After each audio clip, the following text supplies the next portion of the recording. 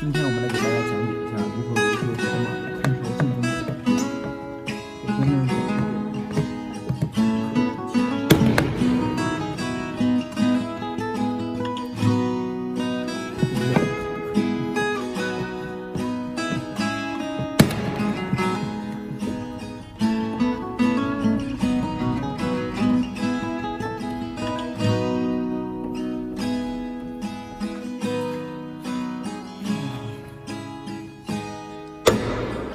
首先呢，这里面还有很多丝，这里根线还得断一下啊，然后给取出来，然后已经烂掉了，干净了。还有这个自制的钢丝球滤网，看起来不错，画到了4个钢丝球，然后把这颗插头给拔了。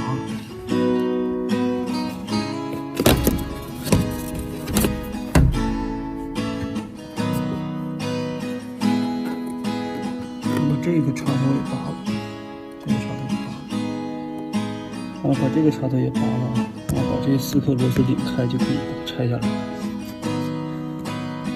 这螺丝跟里面这个螺丝就拆下来了，那这个5公斤总成就直接拿出来。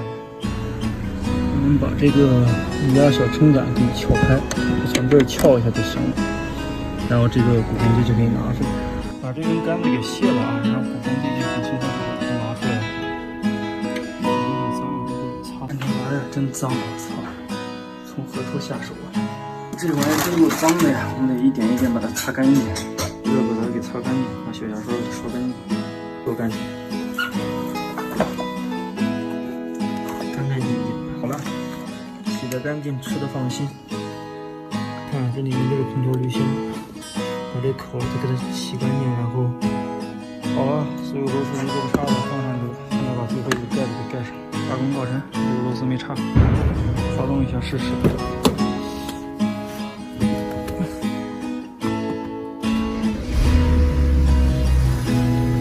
发动一下试试，空调开到最大。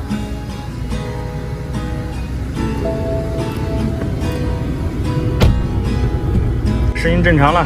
宁静的夏天真棒，好清新呐。